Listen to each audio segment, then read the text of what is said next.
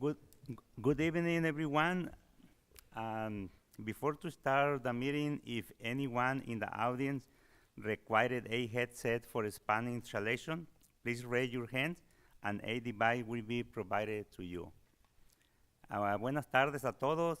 Si alguien en la audiencia requiere unos audífonos para traducción al español, por favor, levante su mano y se le va a proveer un dispositivo.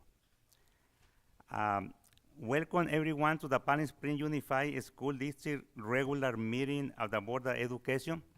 Today is Tuesday, May 27, 2025. I will not call the meeting to order. Can I get a roll call, please? Board Member Cornett. Here. Board Member Girardi. Board Member Irvin. Here. Board Clerk Jarrell. And Board President Espericueta. Here. Item 5B is the place of the allegiance, and I will be the person. Please stand. Put your hand, your right hand in your heart. Begin. I pledge allegiance to the flag of the United States of America and to the republic for which it stands, one nation, under God, indivisible, with liberty and justice for all. Thank you.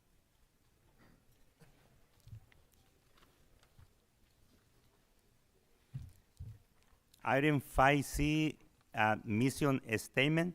Our mission statement will be read by Dr. Tony Signoret in English and Spanish.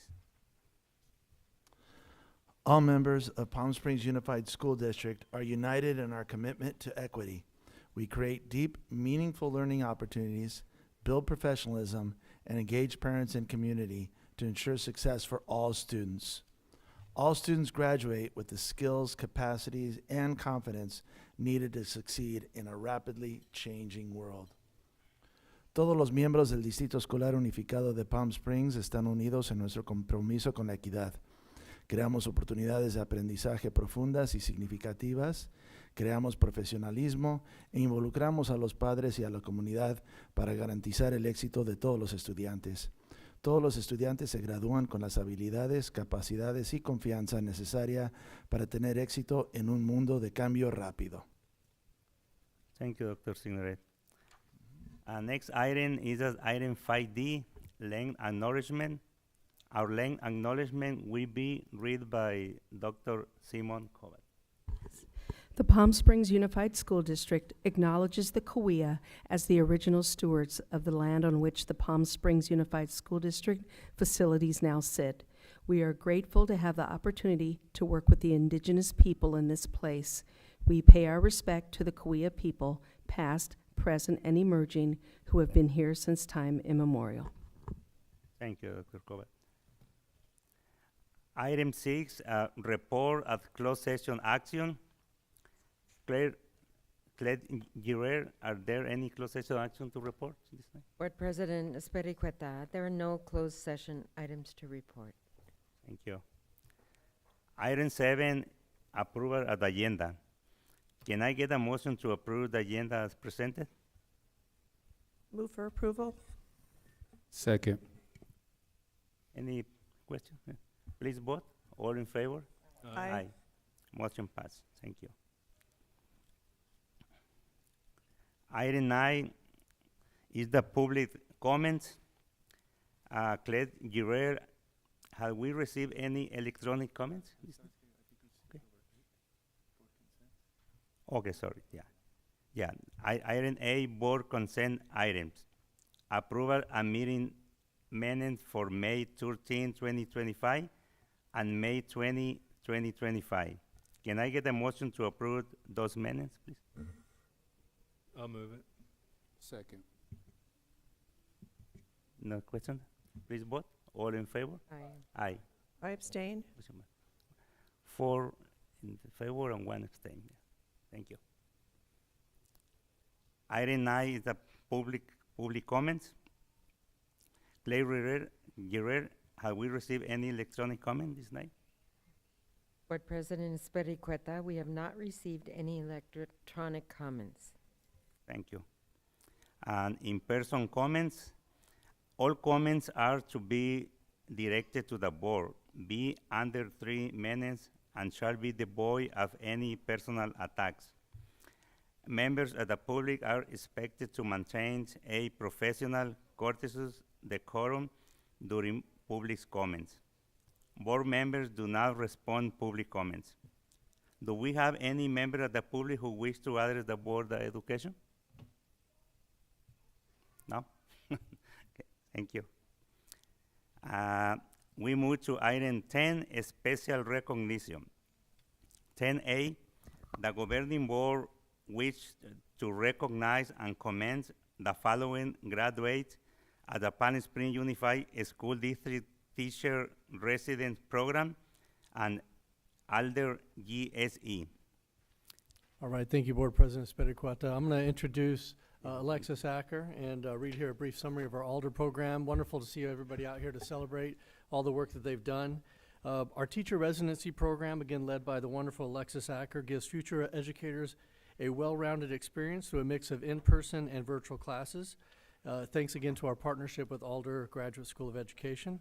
Along with their coursework, our residents work daily alongside their mentor teacher at the Palm Springs Unified Schools, where they gain real-world experience and put what they've learned into practice. They've received their stoles and certificates. Have Alexis say their names so they can come up and we can celebrate them. And then on this coming Sunday, June 1st, will be the official ceremony for these folks at Whittier College, home of the poets. And so we're very excited for them and all the hard work they've done.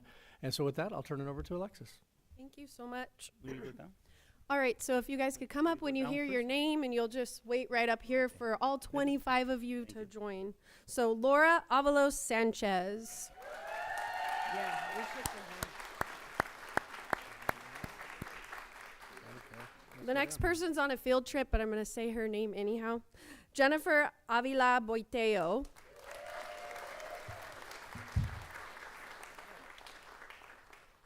And then Sonia Baltazar.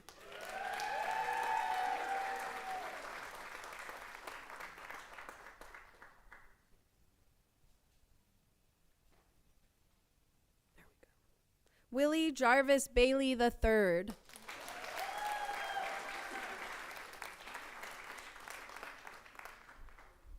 Brenda Bravo.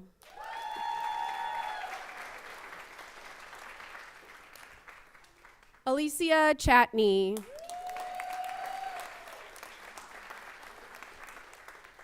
Olivia Carrillo.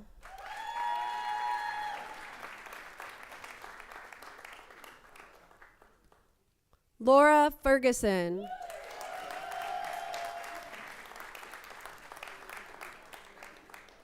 Jessica Garcia.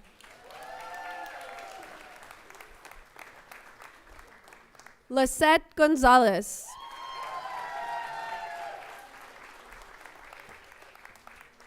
Bryna Galloway.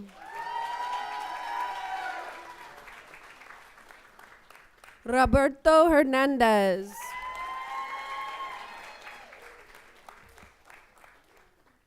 Francisco Lopez.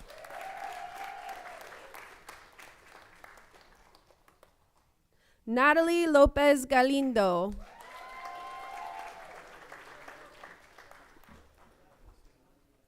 Jennifer Martinez. Galilea Mesa.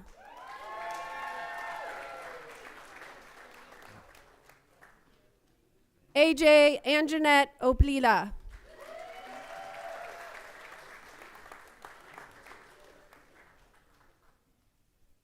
Estefania Osuna.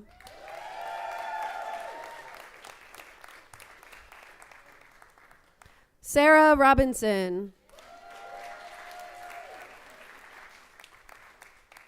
Jacob Ritchie.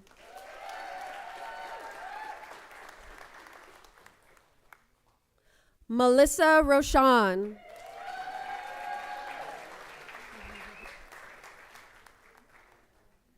Ivan Rosales.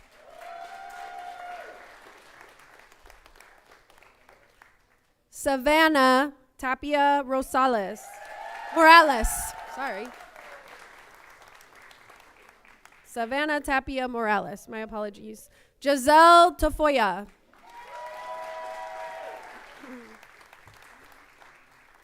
And last but not least, Odales Trinidad. Congratulations.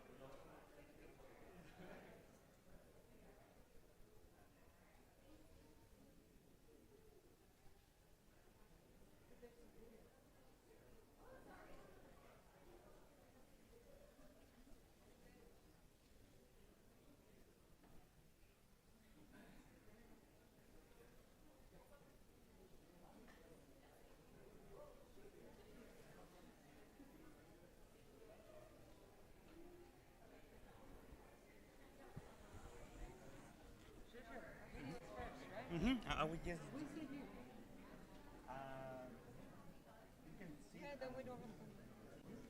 I will read just the item and not the names. Okay.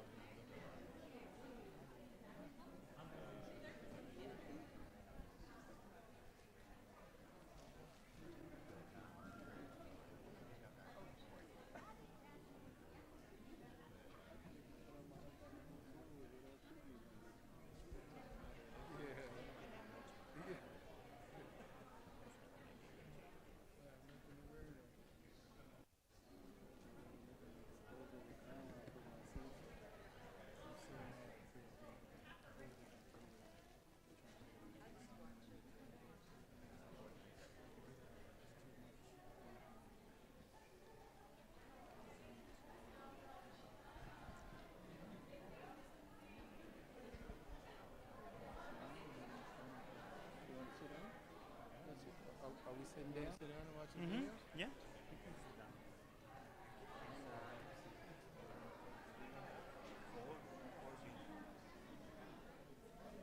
Yeah, I'm sitting next to you. No, you sit right here. You VIP. Okay. Okay. And now we move to item 10B. The governing board wishes to recognize and commend the following employees at the month for May 2025. We have few short video that is produced by our digital media interns. Want me to say the names? I will say the name. The classified employees is Brandy Moreno, Rio Vista Elementary School.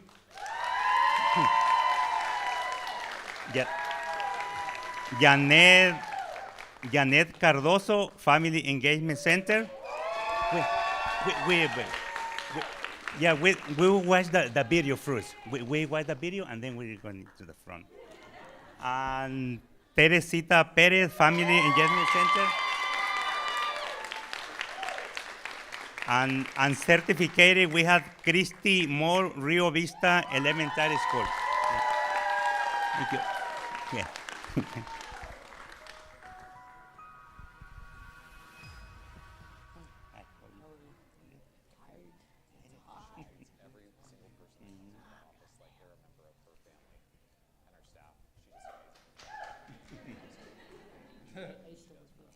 So we're recognizing Brandy Moreno, who is our school office technician, because she is truly an amazing person. Every single day she comes in, even if she has a lot to do, she's willing to roll up her sleeves and do whatever it takes to make the day a win. She always helps out with events and is very kind to us when we come in the office. She's one of those people you see in the morning, you're just happy to see them, just want to spend time with them. Even though it is work, it just makes it more pleasant because you really enjoy each other's company. We'll go ahead and recognize them first and give them the awards, and then as soon as our IT department gets back, we'll get the videos going.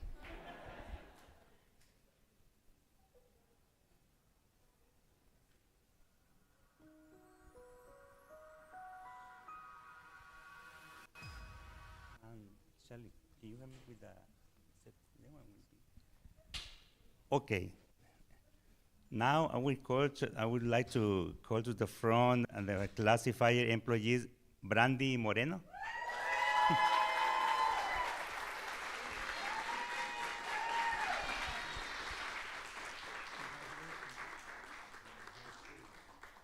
Brandy, anything that you would like to say to your family or your friends, coworkers? I just want to say thank you to everyone I work with. I love you guys. Thank you to my family. You guys are amazing. And go Rio Vista. Thank you. Congratulations. Next is Janet Cardoso. Just stay here.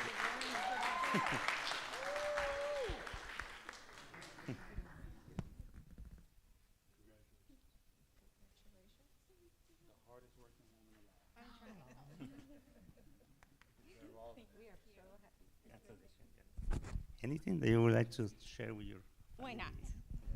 Well, first of all, I would like to thank the Board of Education for this recognition. This is our first faces being recognized, myself and Ms. Teresita, so thank you for everything. Second of all, I want to say thank you to my husband and my children for keeping it up in the long nights and supporting me on everything. Also, my amazing Family Center team, I can't do it without you. And my amazing, amazing school sites, which is Raymond Cree and Vista del Monte. Thank you for everything. Thank you. And next one is Teresita Perez. Family Engagement Center. The next hardest working.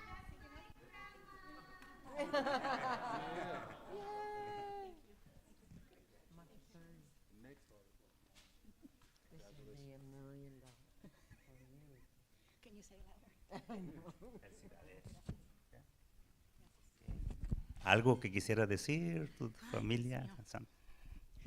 First of all, I would love to thank my family, my parents that are not here for teaching me to make a difference my entire life. I would like to thank my kids for allowing me to be late and not be present in some places. I would like to thank Desert Hot Springs High School staff for allowing me to be me. 2 bench moms, Ms. Fenton and the staff for always supporting me. And I cannot do this without our director, Dr. Pfeffer, my amazing coordinator, the unique Jarvis Travis. And if I can ask all our faces to stand up, because I could not be here without all their support. So stand up.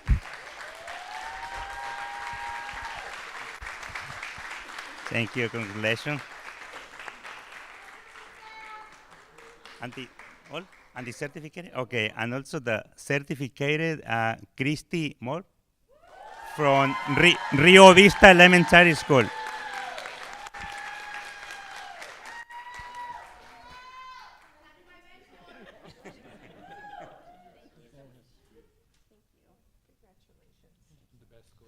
Aloha. Congratulations. Congratulations, Christine. Anything they would like to say? Sure. So I just want to say thank you to my family, my friends, all of my students, and the people I work with. So go Rio Vista. Thank you. Congratulations again.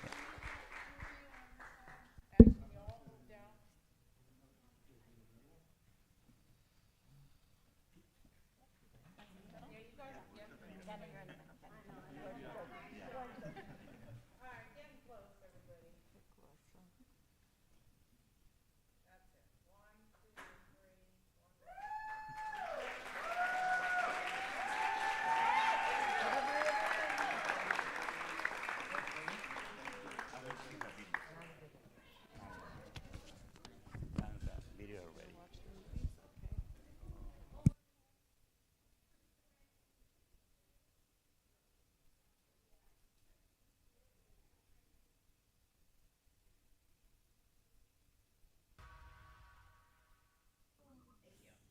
Multiples are the numbers.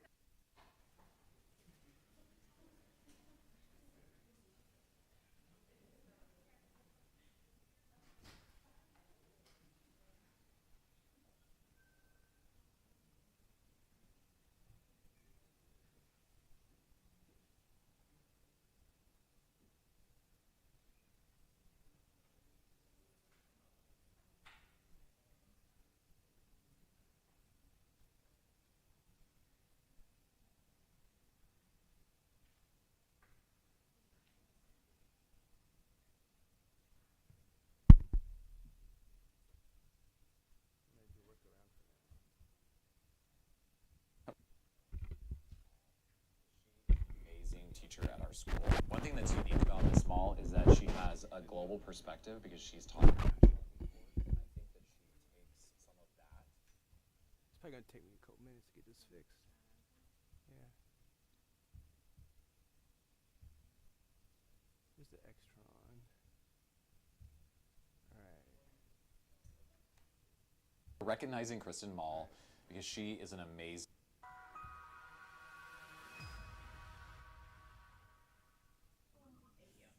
Multiples are the numbers. We are recognizing Kristen Mall because she is an amazing teacher at our school. One thing that's unique about Miss Mall is that she has a global perspective because she's taught internationally before, and I think that she takes some of that experience into her classroom, and she really does a great job of making all of her students feel welcome, included. Just she thinks about them in preparation of every lesson that she teaches.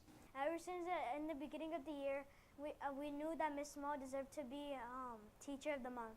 I like it how she makes stuff fun, even when we have to do math or something, something that a lot of kids think are boring. She makes it a fun, creative way.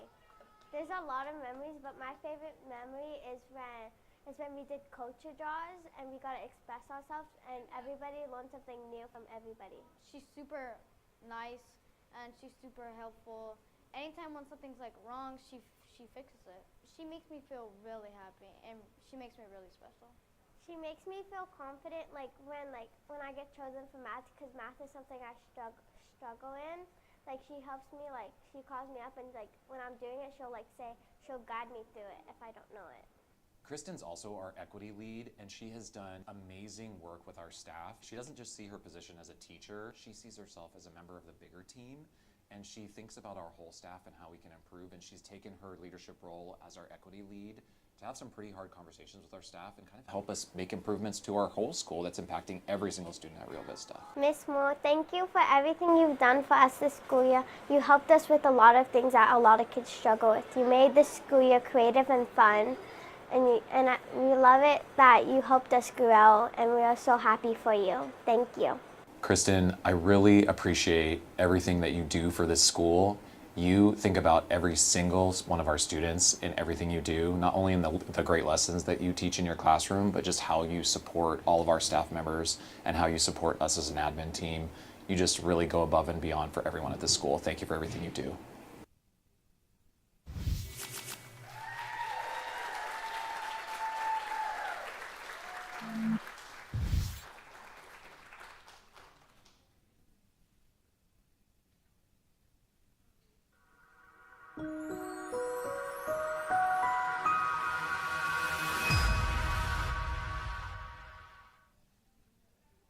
treats every single person that comes into the office like they're a member of her family and her staff. She's just amazing with everybody. We really appreciate everything she does for us. So we're recognizing Brandy Moreno, who is our school office technician, because she is truly an amazing person. Every single day she comes in, even if she has a lot to do, she's willing to roll up her sleeves and do whatever it takes to make the day a win. She always helps out with events and is very kind to us when we come in the office. She's one of those people that you work with that when you see in the morning, you're just happy to see them. You just want to spend time with them.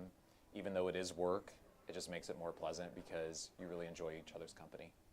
She treats us with respect whenever we ask her questions or when we need help.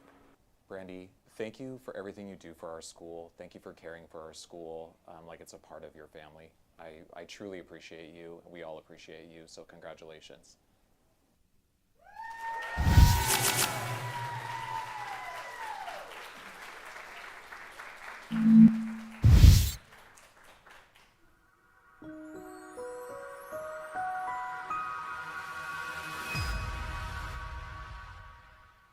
So we chose to recognize Teresa Perez because Teresa, whether you're talking about our students, our families, the community, even the district staff, she is all of that. She truly embodies what family and community engagement is all about. Affectionately known as Thea Teresa. Teresita Perez is our faith specialist here at Desert Hot Springs High School, and she could not be a better person to select for this recognition. She goes above and beyond. Not only does she work with our community, with our students, our parents, but even on the weekends or grief counseling or delivering food, she goes above and beyond every day on her job. She's become a huge part of our culture as well. Her classroom's open during the day and you can see kids going in there. Usually about 25 to 30 kids spending their lunch with her. She is so well connected to everybody in this district. She's really engulfed in the experiences that our families have. Teresa is just a very special gem that you have to look high and low to find someone like Teresa. Teresita, thank you so much for being here and for being an instrumental part of our culture here. To a lot of these kids, you're a mom, an aunt, a mentor, and so thank you guys for that. Teresa, I'm just very proud of you. I know that you have had some hard days, but you have been such a role model for what it looks like to really stay on the journey when things get tough. And I think that that's the true face of encouragement that our families need. You are a phenomenal mother, a great friend, and you are so much to so many, and not just our district, but our community is better because of you. And I really, really appreciate what you do, not only for our team, but what you do for the Coachella Valley as a whole. So we decided to recognize Janet as a family and community engagement specialist because she really embodies the title. She always goes the distance to make our students and families feel very connected. It's more than just engagement for her. It's about true connectivity, building a real relationship and getting to know those families and not just expecting them to walk lock and step, but walking on the journey with them and making them feel at peace and at ease and connecting them to resources. And she's just a very valuable piece of our department. Janet Cardoso, she is our family and community engagement specialist here at Vista Del Monte Elementary School.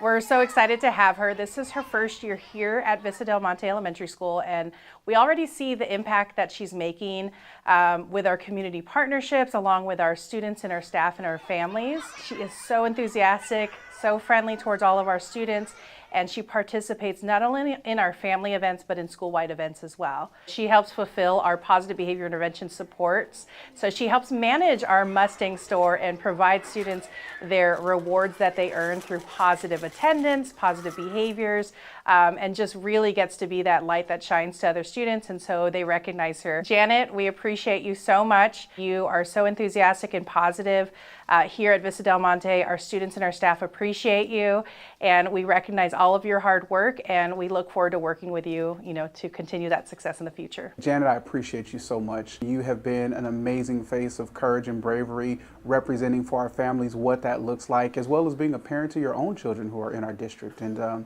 even in your personal endeavors, you've always been able to be there and really represent what our department stands for.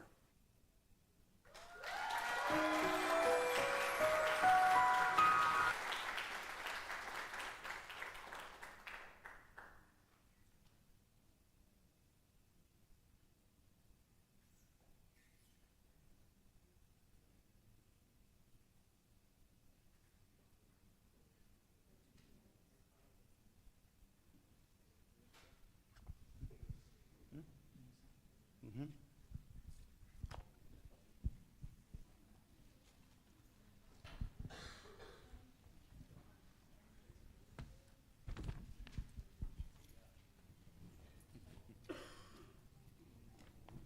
Aye.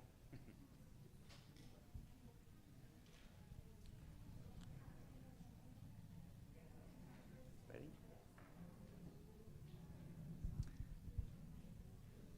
Okay, now we move to item 10C. The governing board wishes to recognize and commend the following student for academic excellence. The student is Yayla Colchado from Rio Vista Elementary.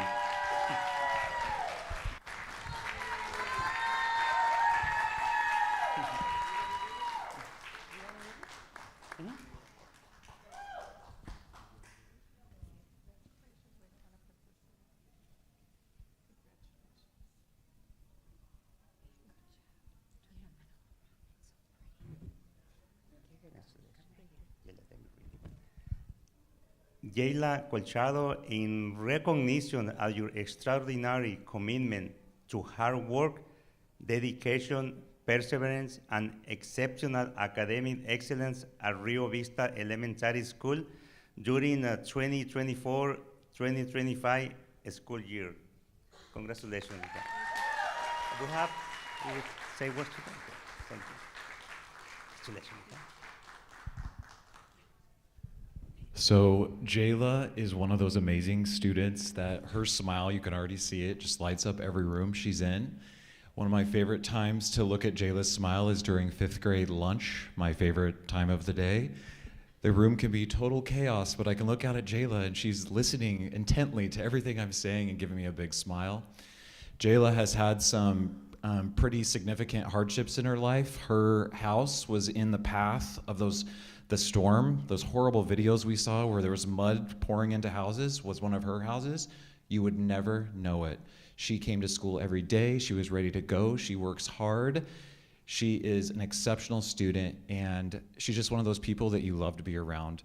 We really appreciate everything you do for our school, Jayla. We're really gonna miss you because you're in 5th grade, so we want to keep you longer, but you gotta go on to 6th grade. Congratulations, Jayla. We take the picture here.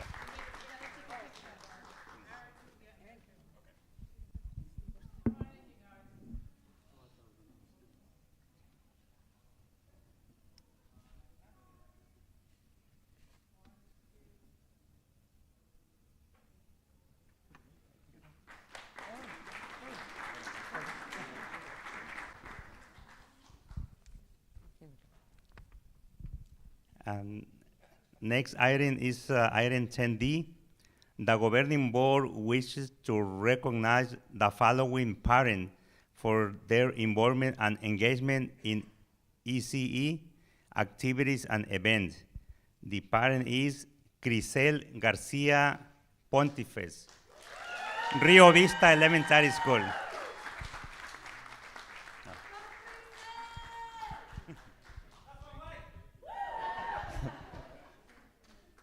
So Crisel is our ELAC president, so she's been helping with our English learners. She's also our DLAC representative.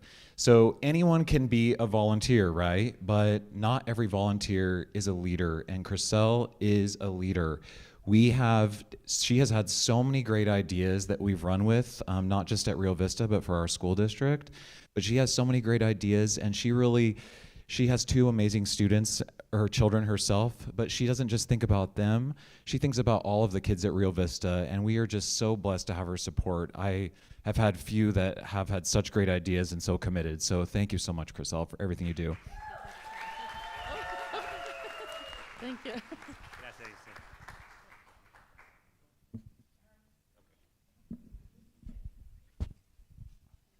ahead.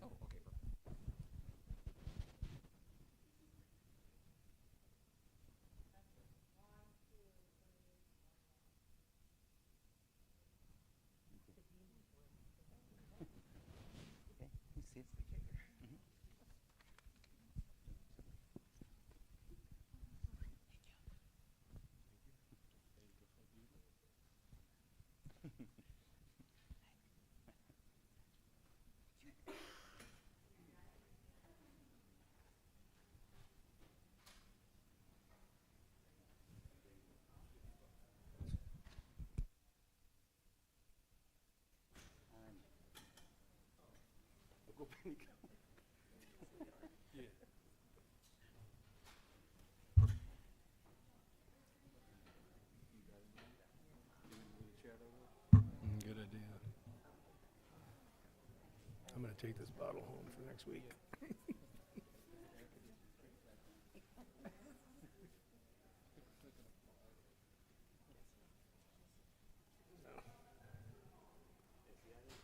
I got some, thank you.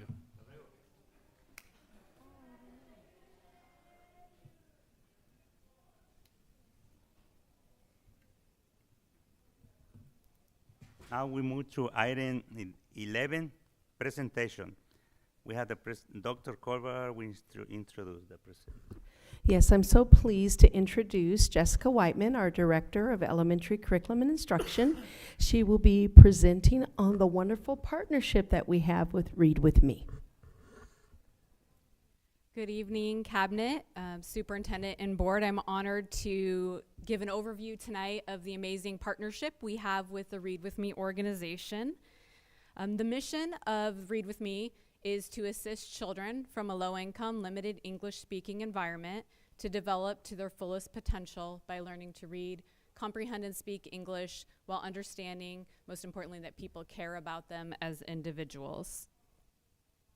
So just a little bit more about Read With Me. It's a nonprofit organization that was founded by Roberta Klein. It serves schools in all 3 of our school districts in the Valley: Palm Springs, Desert Sands, and Coachella Valley.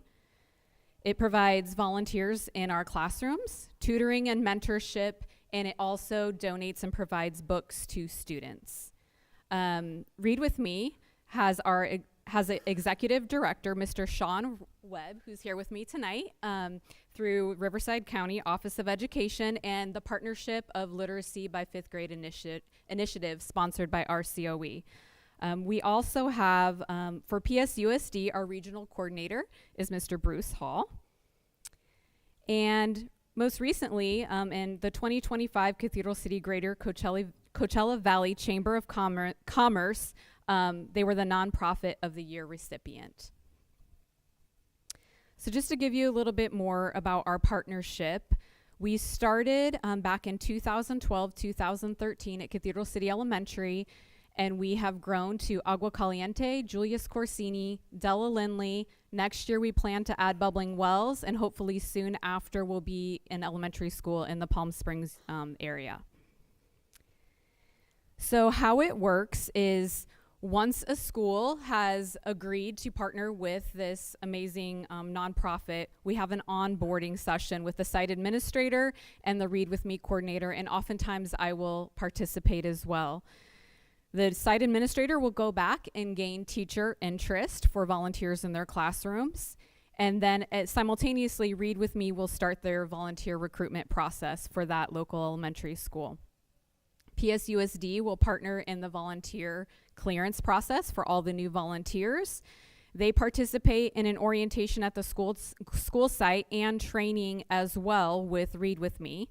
And then Read With Me provides volunteers their assignments, and then they begin working in the classrooms one-on-one and oftentimes with small groups during small group reading time. Volunteers volunteer at each school for at least 1 hour per week, but oftentimes even more.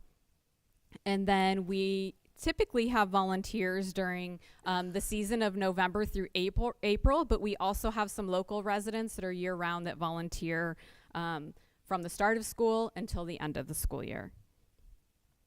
To give you a little bit more information on partnership and the data, the past 2 years, starting with 23-24, in Palm Springs Unified, Read With Me provided volunteers to 164 classroom volunteers in our school district, close to 4,000 hours of mentoring and tutoring in our rooms, over 4,000 books provided to our elementary schools, and 15,000 books provided during community events. And then over $12,000 were spent for school book fairs in PSUSD. Similarly, data through April for this school year, we had 142 classroom volunteers, over 3,000 hours of mentoring and tutoring, 4,624 books provided to schools, over 14,000, almost 15,000 spent for school book fairs, and 17,000 books provided to community events for our students. Finally, I just wanted to give a heartfelt thanks to all of our volunteers that are partnering with Palm Springs Unified. I placed the website. More information is there on their website, including applications if anybody's interested, or we have any retirees or future retirees as of July 1st interested in volunteering. The website's right there. But at this time, I wanted to introduce Mr. Sean Webb from Read With Me, so he could say a few words and introduce his team as well. Thank you, Jessica, and thank you, Board of Education and Cabinet for having us today. My name is Sean Webb, and I'm very proud to be the Executive Director of Read With Me as a County Office of Education employee. With me today, we have our Regional Coordinator that oversees all of our Palm Springs schools and has been very responsible with starting up our schools here, Bruce Hall. We can give him a little round of applause. Thank you. And new to us this last school year was our first time to have a volunteer recruitment coordinator and help us get us out more in the community. We have Aaron Highland, who's with us. And in addition to some of the amazing things that we're doing in classrooms, I want to share about what we're doing in the Palm Springs community. For the second time this summer, we'll be participating with the Mary Pickford Movie Theater, and they have an amazing program during Fridays during the summer months where they offer free movies for kids. And during that time where we normally have the previews of the movies, they have librarians from Cathedral City Library read to the students, and we provide the books for that. As well as we are partnering again for the second summer with the Children's Discovery Museum, where we will weekly have reading hours with our volunteers. We will also be partnering with the Fine Food Bank, where we'll provide books at meal distributions, as well as I'm anticipating us participating with KESQ Pack the Bus, where we'll be doing the same thing. But all of these things are great just to make sure that our students are able to read and be literate and speak English fluently. But once again, I just want to thank Palm Springs Unified with us in our partnership with you guys. It's almost seamless with our volunteers. It's so simple going through the fingerprinting process, going through the TB process, and just becoming a volunteer. We're online, but maybe I shouldn't say this. It's the easiest district to work with volunteers. Maybe I shouldn't say that, but I want to say it's the easiest district to work with. So thank you for that. And we just look forward to continue to build, and thank you for having us be part of your district. Thank you. Board members have any questions or comments? I'll just have a comment. I have worked with Read With Me personally, so I just want to tell Sean and everybody, you guys do a wonderful job. It's always great to see all of the students that you guys have out there. And you guys are literally everywhere, so I see how you guys have won that award. So keep up the good work, and we appreciate you guys here. Thank you. If I could just point out where Mr. Irving helped us out with is the last 2 years we've had what we've called Literacy University, where we partnered with the Desert Sands Unified School District, and we've put on exactly that, a full day of literacy activities. This last year we were at Cal State. I'm sorry, at UCR Palm Desert campus, where Charlie worked with us, and we work with many local authors at many of our events. We also partnered last year with the Aziz Pack House with their field trips and activities, and we worked directly with Amber last year. So we try to provide opportunities for all of our students in many ways for literacy. Can I just say thank you to Read With Me, all of the volunteers. I mean, you really provide a wonderful service to our students and to the teachers. So thank you for going in the classroom, sharing your lives with them, and listening to our students. Makes a big difference in their lives. Thank you. You're welcome. Thank you. And to Roberta, she spoke at the luncheon. There's the innovator, and you're just carrying the torch. Not just, you are, and you're doing it so powerfully. And we thank you to coming into Palm Springs Unified and keep coming into the north side and different parts of our district and continuing to recruit volunteers for our neediest schools. So appreciation to all of you. And Roberta, thank you. Thank you. And I would like to express my my special appreciation to all of you, considering the high population of the students that are in the English learner. You guys give a lot of impact to them. I'm thankful for all that you do in the Palm Springs school district, but also everything that you do for the all Coachella Valley students. Thank you for that. Thank you. Thank you.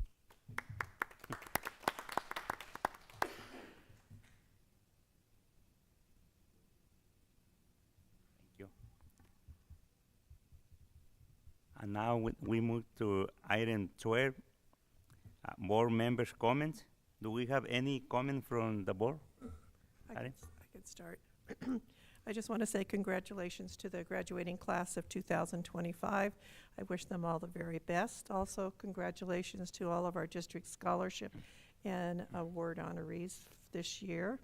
I'm looking forward to the upcoming graduations. They're coming up very soon. And also, I want to congratulate two of our student board members this year, who this year had Cathedral City streets named after them this morning. It's a long time Cathedral City tradition to do that. Kimberly Rodriguez Nunez for being named Cathedral City High School, the Golden Lion, and Diego from Mount San Jacinto High School. So it's really wonderful to see these kids go on and be honored in that way. So congratulations to them and their families. Okay. Just real quick, to piggyback on my colleague here, congratulations to all our scholarship recipients this year. Wonderful job. Went to the Desert Hot Springs Scholarship Awards last Thursday. Very wonderful ceremony. They did a great job up there. Congratulations to everybody. And congratulations to our superintendent, the Master of Ceremonies at the Who Banquet. Did a wonderful job. And another congratulations to everybody who has achieved a milestone with the district or who's retiring or supposed to be retiring. I wish you all the very best. I've had the privilege of working with Rotary in Desert Hot Springs in a summer reading is fun project where we passed out books to all the first and second grade students in all the elementary schools in Desert Hot Springs. I'd like to thank the Rotary Club up there for all their hard work for that. In that note, I'd like to thank the Read With Me people. What a wonderful, wonderful program you have. Truly inspirational for our students to learn to read early, to have somebody read to them and with them. Just can't be, there couldn't be a better education. So thank you all for what you do. Again, like my colleague said, congratulations to everybody that's graduating, promoting. Enjoy all the performing arts performances that are going to be happening. It's that time of the year. And to staff, I hope you've had a very, very successful year, and I hope you have a great summer break. And then finally, the street naming there, we have one in Desert Hot Springs this Friday, two in this Friday, one for Desert Hot Springs High School and one for Edwards Wensloff School up there. So that's all I've got to say. Thank you. Thank you. All right. And so I have quite a few things that I did as well. So on May 13th as well, I was with board member Girardi, at the Desert Hot Springs Scholarship Award. Yeah, and it was, it's always wonderful to see how many people that they get in that theater. A plug for Desert Hot Springs. I really, really can't wait till you guys get a bigger theater. I think that you guys do a wonderful job, and it's very important that you guys get your theater that you've possibly been waiting for quite a while. Hopefully we're working on it. And so on the 16th of May, I also went to the Who Banquet. Tony is quite a character, and the staff did a wonderful job with their slide. But most important, it's always wonderful to acknowledge and reward our wonderful staff for all of their great achievement and the hard work that they have done. We had some people with 30+ years in our district, and those people were retiring. So to all those that are retiring, including our superintendent, you guys did a wonderful job and well done. And so May 20th, I attended Vista Del Monte Elementary. Vista Del Monte has a dual immersion program, and so what they do is they work with they have a sister company in Mexico that they work with. Our students communicate through art, and so it's a wonderful opportunity for them to present in Spanish, as well as have the presentation in English from the Spanish group, and that Spanish group is called San Miguel del Allende. I'm trying. My Spanish is not that great, but they did a wonderful job with presenting. This year's theme was mid-modern century. So they had homes that they built out of different little pieces of tile and different things. And Moxie Box happened to work with them. And I believe the gentleman's name was Jim Warren. And so he provided these Moxie Boxes for our students and the students in Mexico. And so they presented to each other and looked at each other on Zoom. And this is always a wonderful event that they have at Vista Del Monte. This is my second year going, and I'll definitely be back again next year. And so next on May 22nd, I went to the Riverside County Student of the Year Award. And I just want to say congratulations to Alejandro Ayala and Evelyn Gonzalez. Alejandro is from Cathedral City High School, and Evelyn was from Palm Springs High School. And I'd have to say, this happened to be one of the only dinners or lunches that I've ever been to where the students made you literally want to cry every time.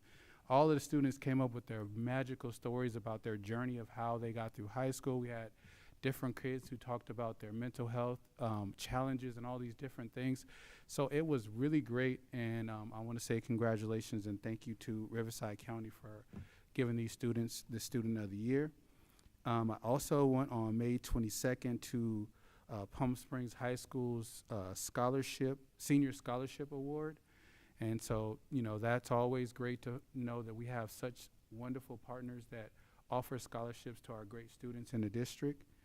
And lastly, on May 23rd, I attended an event where we were invited by Grace Gardner, our city council member of Palm Springs, where it was a movie that they put on that was in honor of Trayvon Martin.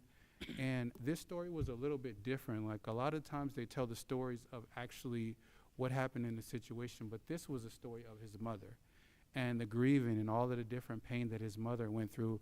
They started it as a play, and it turned into a movie. It was such a strong, powerful statement. It was how the mother dealt with the grievance of her son being taken away from her, and how she had to put this veil on and carry the burden of all of these other different women who had to deal with police brutality with their sons. So it was a great movie. So, and the benefit of that was, I believe they raised about $1,000 that they're going to be giving to our Palm Springs High School Black History Committee. So kudos to that group, and it was a wonderful movie. And that concludes my comments. Thank you, sir. I was with board member Irvin at the movie called Veils, Requiem for Trayvon, and the creator and the Courtney Baker Oliver, he wrote the songs, and it was a musical.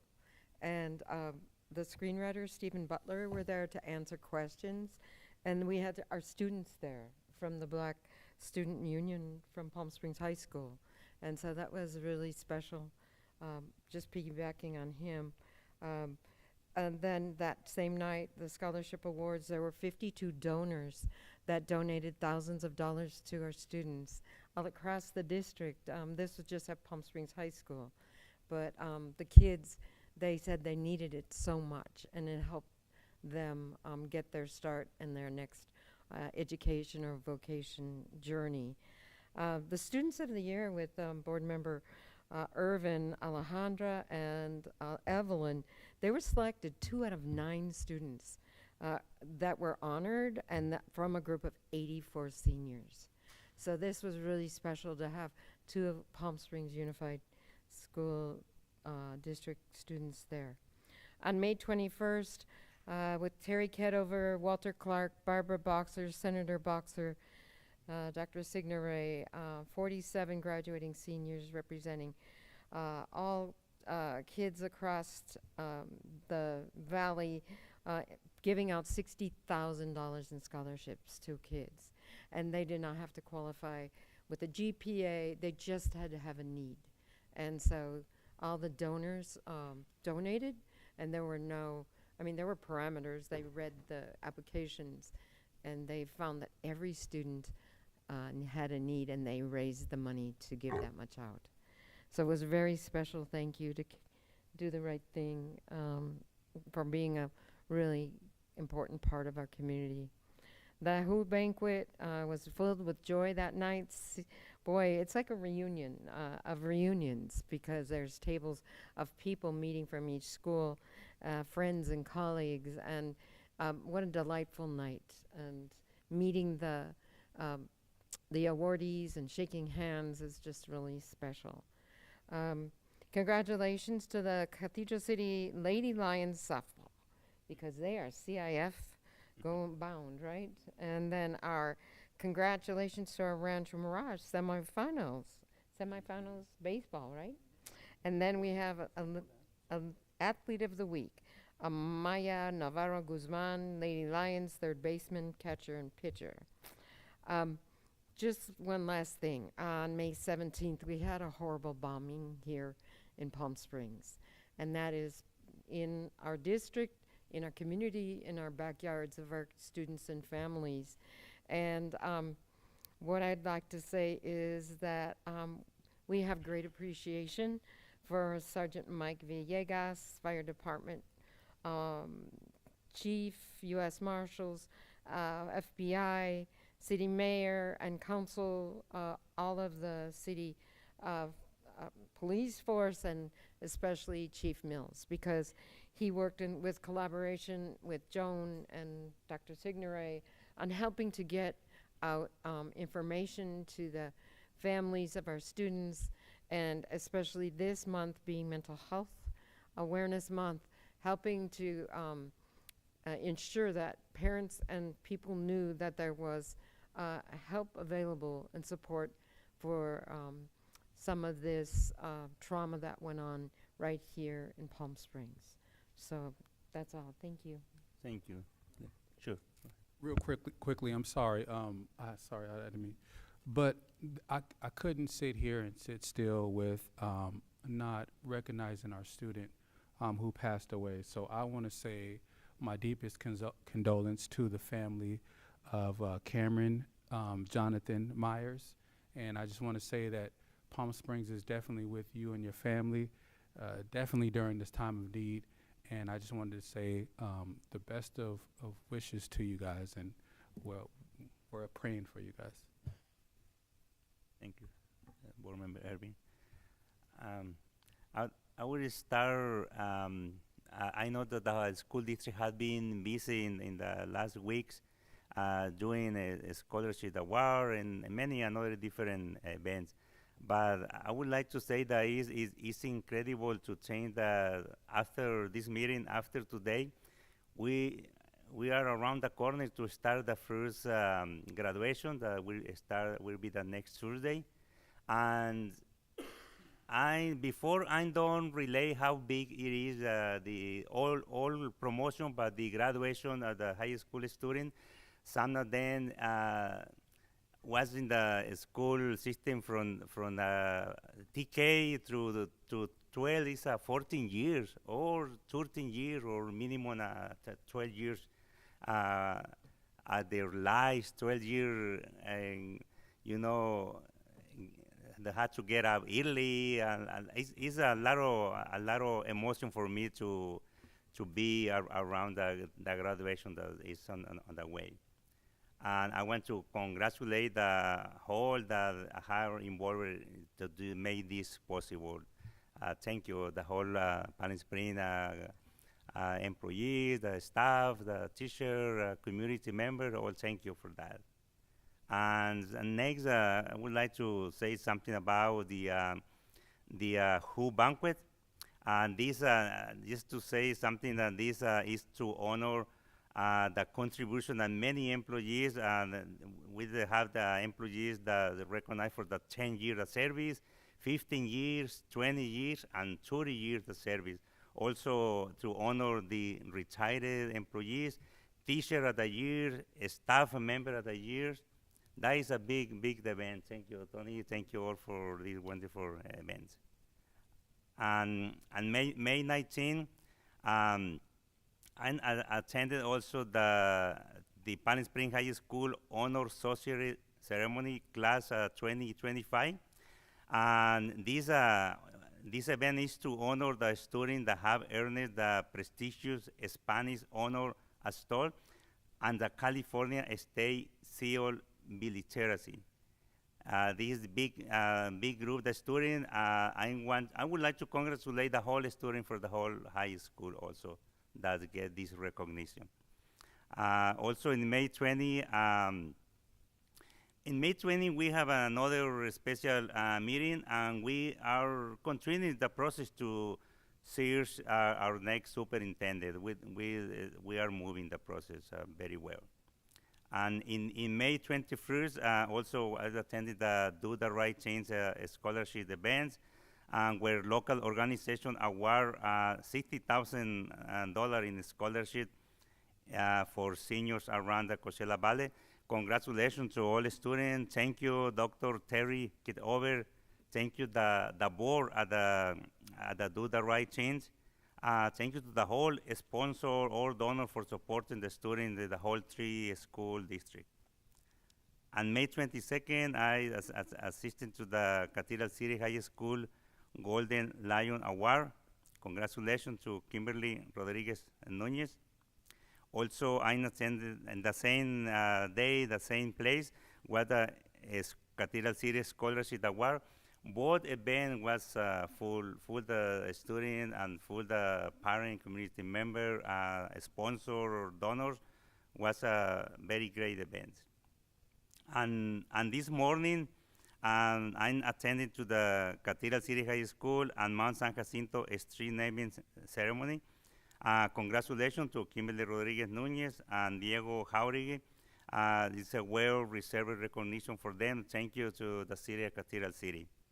And I want to echo also the words that Claire Guerrero said about to recognize and still supporting the sport student or sport team from different high school, the Rancho Mirage and Cathedral City, the one that I know. But yeah, we are very proud of them. With that, I end my comment. Thank you. And now we move to item 13, Superintendent Report. Thank you, President Espericueta. I echo many of the sentiments that the board has already shared. I also want to recognize and thank also everybody that was recognized this evening here at this board meeting, and in particular all of our Alder graduates. To see that program, we've been wanting to have a Grow Your Own for many, many years. And so just a big shout out to Alexis Acker, our Human Resources Department, and congratulations to all these Alder graduates that can do fantastic work here in Palm Springs Unified. And you couldn't have selected a better college than Whittier College for the graduation. So great job, love that. I also want to share with the board that all last week our executive cabinet team met with each principal individually for about 45 minutes to either review end-of-year goals or to review final evaluations. And although it made for a long week, it was very productive and gave us all an opportunity for great dialogue. Overall, I'm very pleased and proud of our principals and executive cabinet team for doing some amazing work, and they are turning the dial every day. But however, switching gears, I do want to offer some reflections, as Board Clerk Jarrell pointed out, relative to the car bombing in Palm Springs on May 17th, which there's no other way to put it. It was a tragedy, something that I would never have thought possible in our community. I happened to be sitting in my living room reminiscing with my wife about the Who banquet and talking about the wonderful event that it was when the explosion rattled the windows and shook my house, shocking the whole family. And we live a mile away from where the blast occurred. But I don't bring this up to focus on the tragedy of it. Instead, I bring it up because of the response. First and foremost, as Board Clerk Jarrell pointed out, are some of our leadership. First and foremost, Police Chief Mills, who once again demonstrated a level of leadership that is absolutely second to none, as well as Fire Chief Alvarado, whose team's response was amazing, and I was able to witness that firsthand. I did drive out to the location after the blast, and not to be a looky-loo, but because the view from my home was in the direct path of Catherine Finchie. And admittedly, my first worry was that there had been a gas explosion. Of course, as soon as I got close, it was very apparent that it was something completely different. But to see how quickly and effectively all of the first responders jumped into action validated for me in that very crazy moment how truly fortunate we are to have such tremendous support and leadership in our community. And I also want to recognize our elected representatives who understood the community anxiety and reached out to us personally, inviting us to be at the press conference and have the opportunity to directly hear from our leadership regarding real-time updates and be able to confidently reassure our PSUSD families that we are safe. I'm also extremely proud of our leadership team and executive cabinet, full cabinet, our security department, and our principals, as they all immediately jumped into action that weekend to provide support, communication, and reassurance for all of our students, family, and staff. So in my opinion, this event didn't do a thing to damage my faith in our community. It did the absolute opposite. My faith in our community, my faith in the outstanding leadership of our Palm Springs Unified family is stronger now than ever.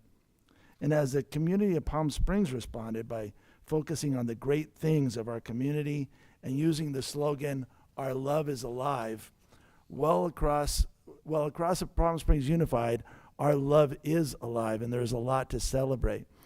As the board has already pointed out, we have many celebrations coming up, most importantly our graduations, kicking off with MSJ and EWIC this Thursday, followed by DLA and Desert Hot Springs on Friday, then Palm Springs High on June 3rd, Rancho Mirage on June 4th, and Cathedral City High School on June 5th.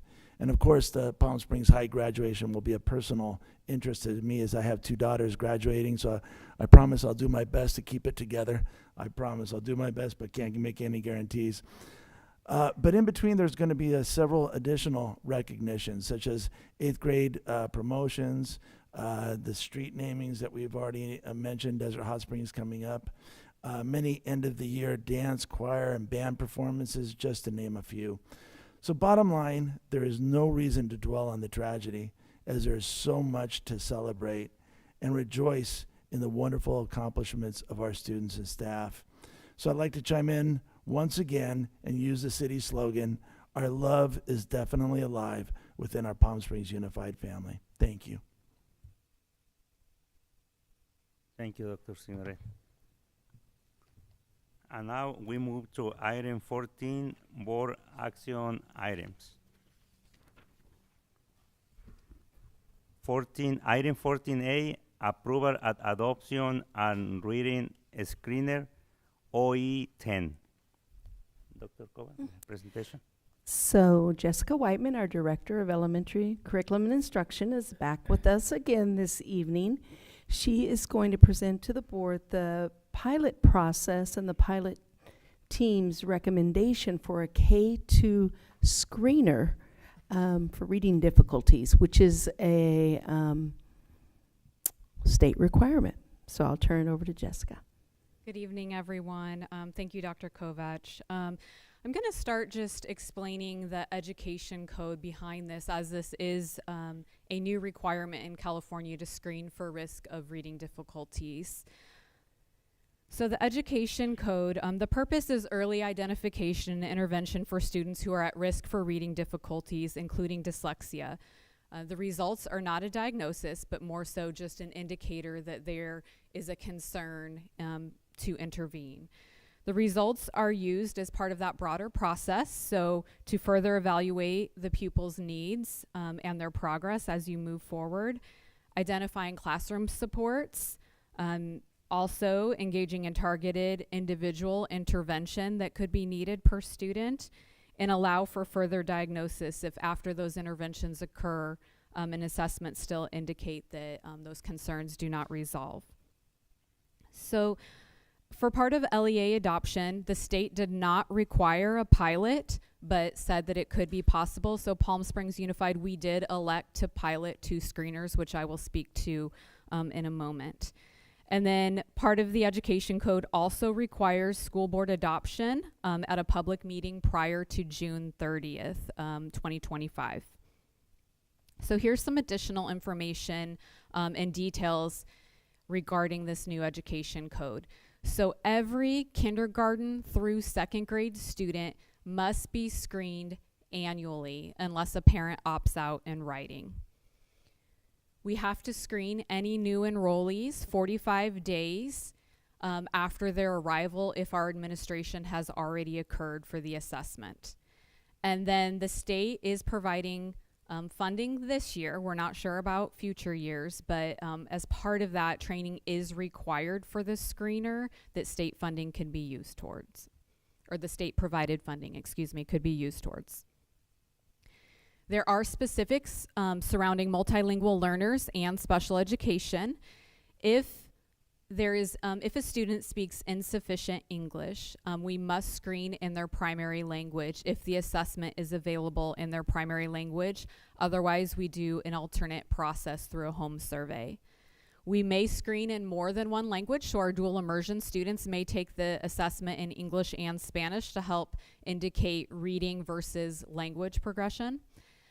All students on IEPs and 504s must assess unless there are specific reasons listed in the legislation, and again, it must be agreed upon writing with a parent for opting out. This assessment cannot be used for high-stakes decisions such as reclassification for English learners. It cannot be used for qualification for special education, and it cannot be used for the promotion or retention of a student. There are also parent notification specifications. Parents must be notified of the screener, the administration date, and the method for opting their child out no less than 15 days prior to when we screen the students. And parents must be provided their child's results within 45 days of the screening. That includes interpretation of the data and any next steps. So I want to go over our screener needs first, and just mention as well, in Palm Springs Unified, we were already using a screener the past 2 years, part of our STAR.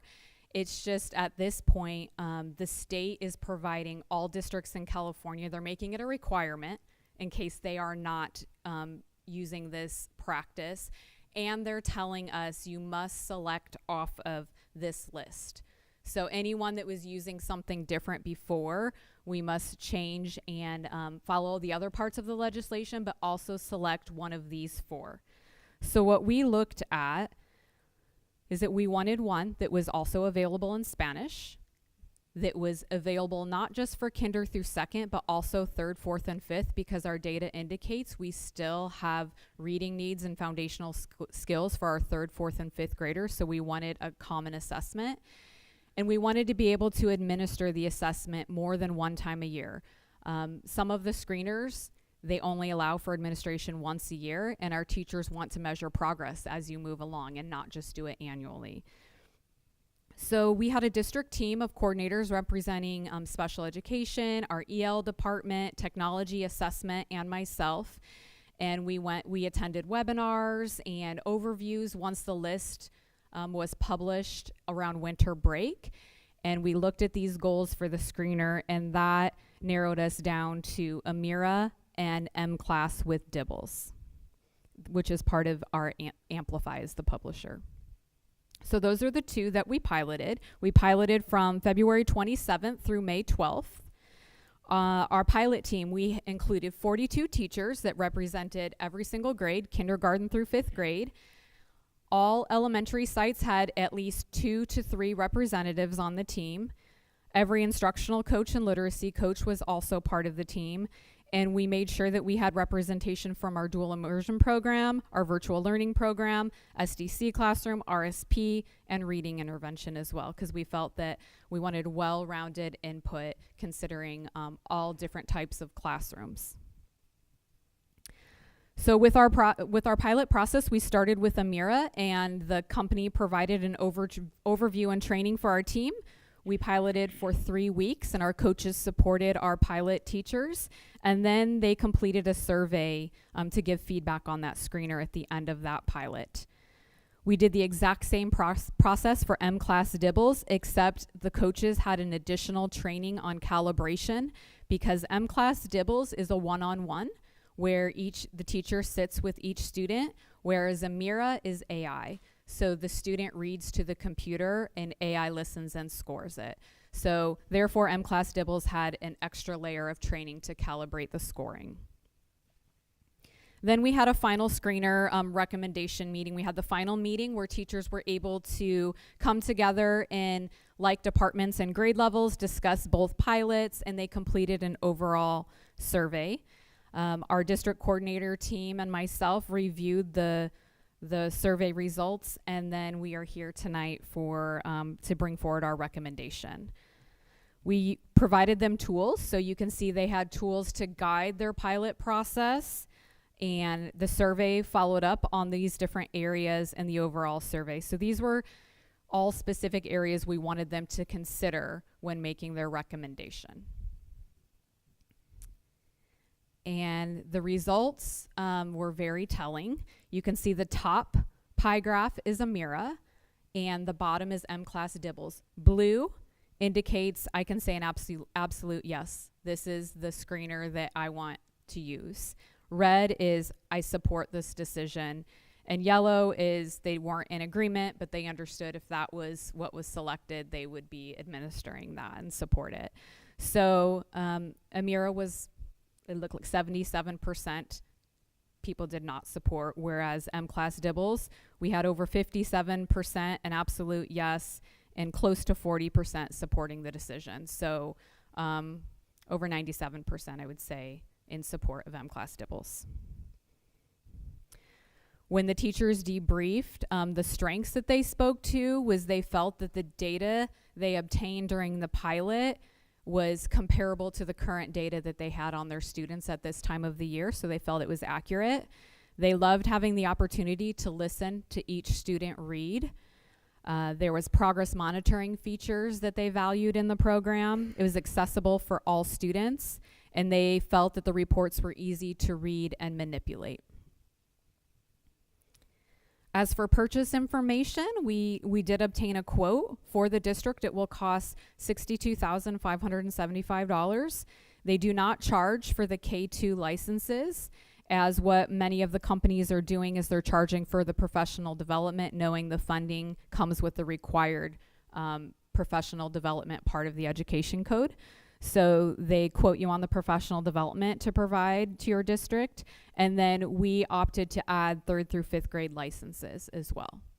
So we could have one consistent assessment system.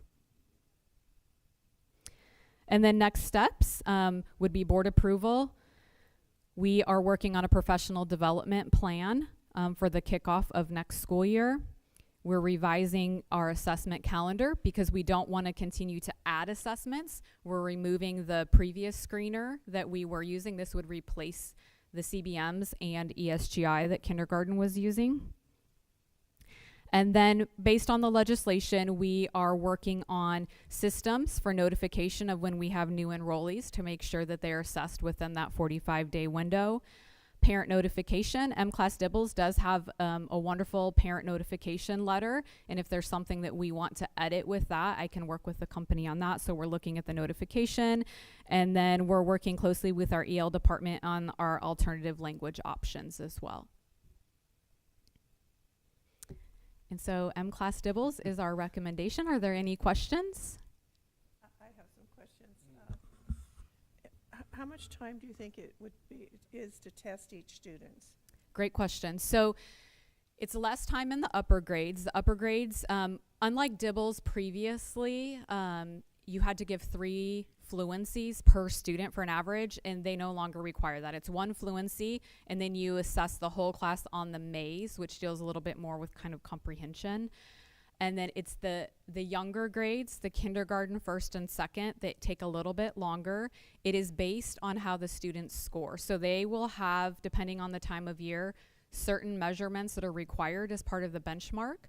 But if the student is not advanced, it opens up other assessments that you must give to drill down in order to get a more comprehensive look at the needs of that student. So it's hard to say based on how they would score. It could be a couple minutes a student, up to 5 to 7 minutes if there was someone in intensive need. But what we are looking to do as we roll this out is we have literacy coaches and TOSAs and reading intervention support at each site, along with paraprofessionals that we will train, that will push into classrooms to help monitor students and help work alongside teachers as they get used to this assessment also. So each teacher is going to be giving it to each of their students. Is that Yes, what you 3 times a year. 3 Beginning times of a the year. year, middle of the year, end of the year, which we currently do already with the CBMs. But it's the teacher giving the test so they can hear their students. Yes. Okay. Yes. At the beginning, a coach may assist them if they're, because it's on the computer. So some of them, if there's one test, nonsense word fluency, that takes practice. So there may be a coach supporting them, but our goal is that teachers provide the assessment. That way they can hear the students and they understand the data that they're working with and the needs of their students. Right. Okay. Thank you. That's You're great. welcome. So, I have a couple questions about it as well. So, how long are we saying that we're going to be, for our teachers, how long is the process of the training going to be for this? Great question. So we have already trained a support team. M-Class Dibbles has a 6-hour training, but that's not possible to pull every single one of our teachers for a full 6-hour day. So we're doing a trainer of trainer models where we will train those teams that are actually at the site and can work alongside the teachers. So it'll be a 2-hour training for administration that the teachers will, most likely it'll be on a Wednesday afternoon towards the start of the school year. And then the coaches, like I said, will push into the classroom for individual specific questions that come up. And then we can do additional training on release days for what the data means and reports. And we always work with them on ongoing data and what the data means. But the actual administration is about a 2-hour training.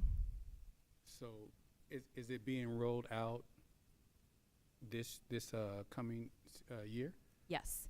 The state requires it to start this next school year. It's been a really tight timeline from when they released the list and adoption. It's required starting this next school year. It's only required to give the assessment once during the school year, but based off feedback, one time doesn't, it may let you know who's at risk, but it doesn't let you know if your interventions and the support you're providing are working and if the student's making progress. So, how does these programs decide that the student is at risk? So it's norm referenced. So they look at, for example, if you're giving a fluency based off the grade level in the passages, it lets them know how many words per minute. If it's a 4th grade student, they should be reading at that time. For example, in kindergarten, they're looking at letter identification, sounds. They build up to fluency in 1st grade. There's different measures, nonsense word fluency. So they're all based on their grade level and norms. And so there's cut score criteria that lets them know, are they advanced? Are they on grade level? Or it will let you know if they're not at grade level yet, if there's a concern. And that's when we want to drill further, because just letting someone know that there's a concern doesn't let you know exactly where to intervene. So you want to know, does this student, if you're taking a fluency, is it because they're just not fluent readers yet? Is it about speed and needing practice? Or do we need to drill down further that they don't know their letters and sounds, or they're still working on R control blends, things like that. So we want to keep drilling so teachers know where to intervene.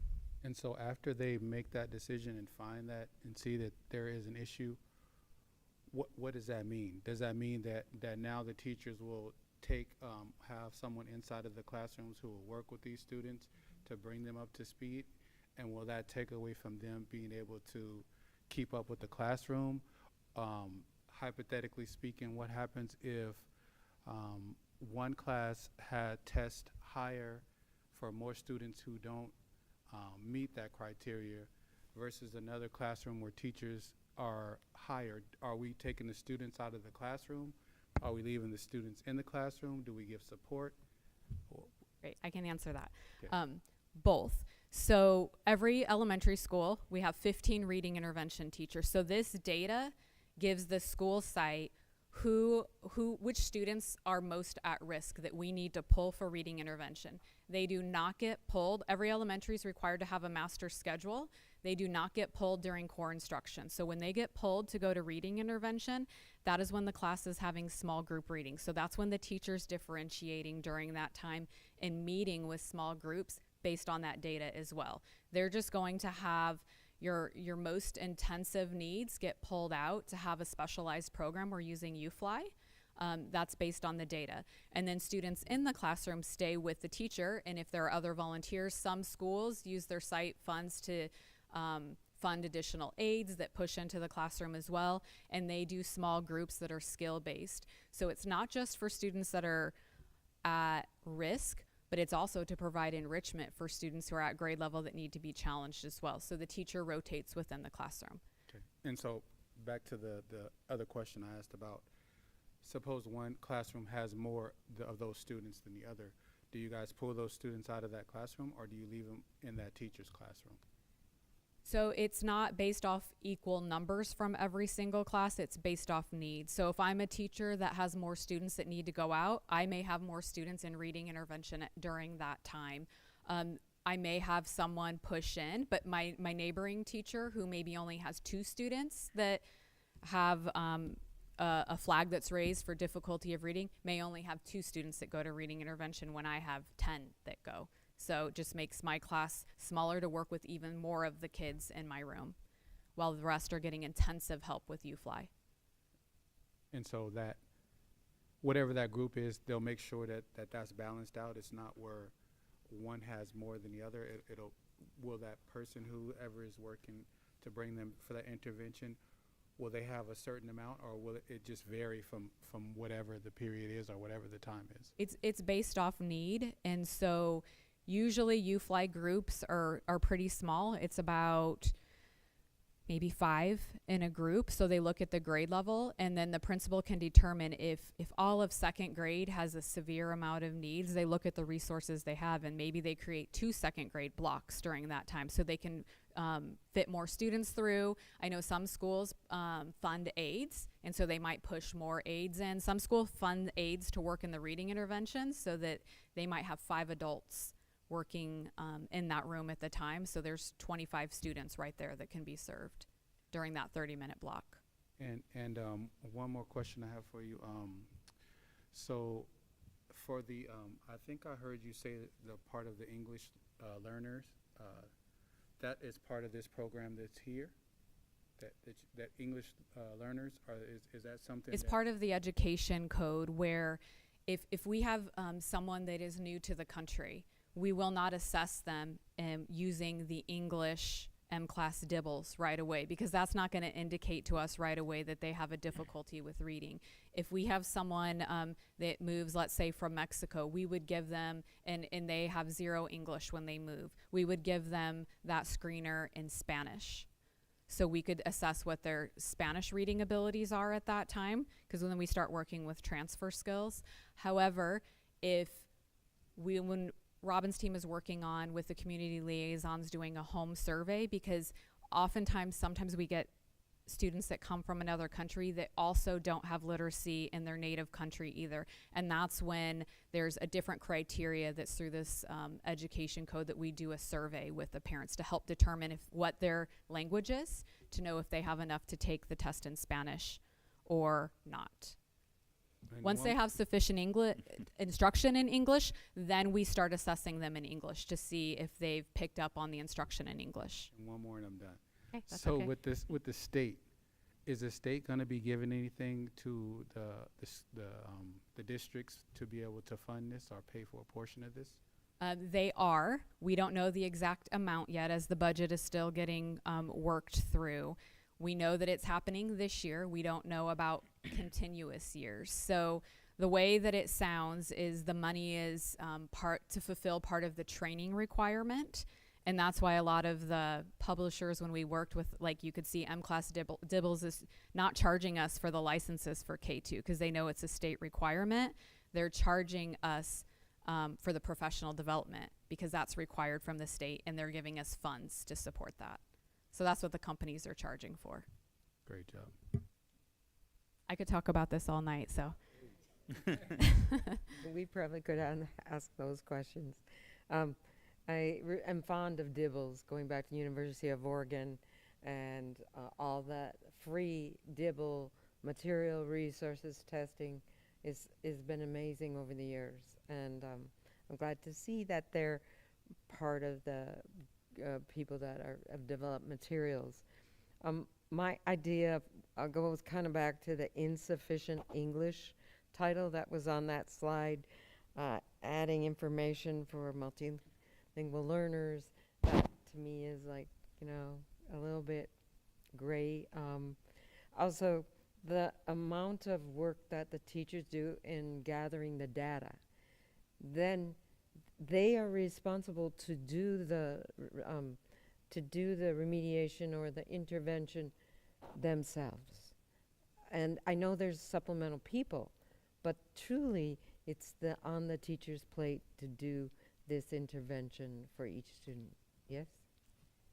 Yes, with the support of reading intervention. So our most intensive students will have support through reading intervention, but all classrooms will be they should have small group in place, which is intentional, targeted to their specific needs and skills. So we've rolled out instructional agreements for next year that make small group a requirement of part of every day, because all students need individualized support and not just instruction to the whole group.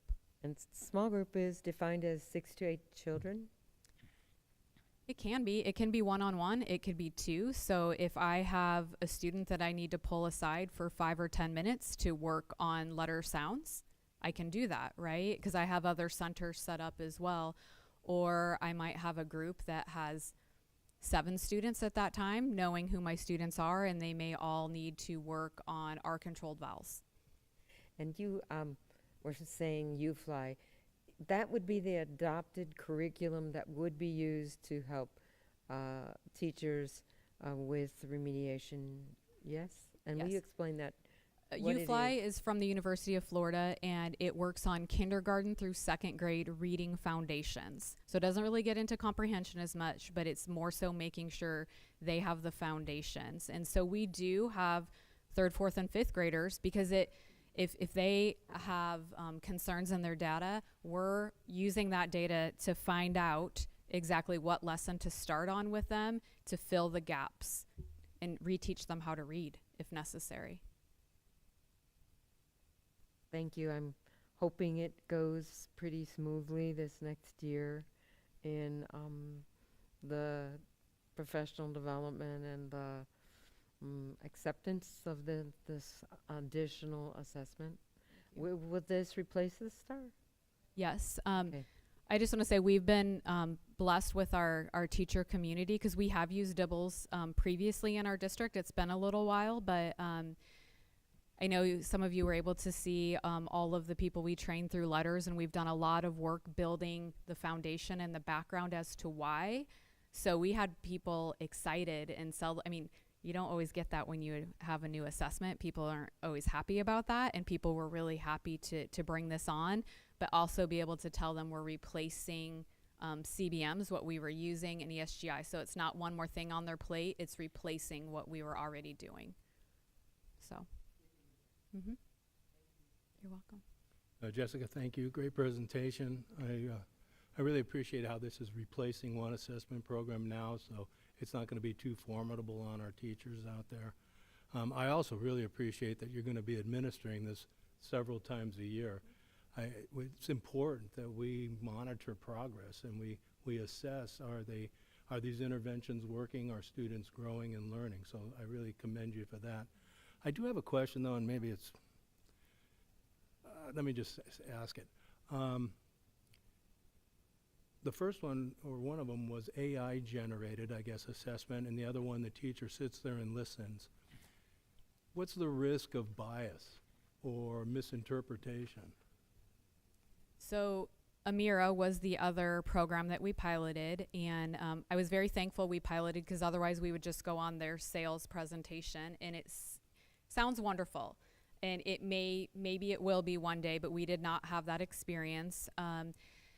The theory is that we asked about students that maybe have possibly a lisp or some, that are in speech or an accent, and you have the ability to go in. So a student takes the assessment one-on-one with the computer. It's very fascinating. Her name is Amira, and she speaks to them. Like, you wake up her dog, she wakes up and she says, good morning, Charlie. And she'll start the assessment speaking to Charlie one-on-one with him. And so it's very fascinating interacting. It was a little different for our students at first. You take the assessment, and the teacher has the ability to go back in and listen to the assessment and make corrections. So people felt better about that. And then with AI, it's supposed to get to know as you make those corrections, and the more it interacts with the student, it starts to adapt. And they said it's in the high 90s, for accuracy. But what our teachers found is when they went in, they were having to read through all of them, and they were finding errors on all of them. So they no longer trusted it. I also feel like because the state only had 4 options on the list, these companies, I'm not sure how prepared they are to have the influx, because every district in California is shopping between the 4 of them. And so our customer service wasn't great. And we didn't get this Amira. Besides that assessment, they have a practice component. So we were very excited about that, because you give the assessment and it had ongoing intervention, kind of like other reading programs that you do on the computer. So it does interact with the child throughout the whole year.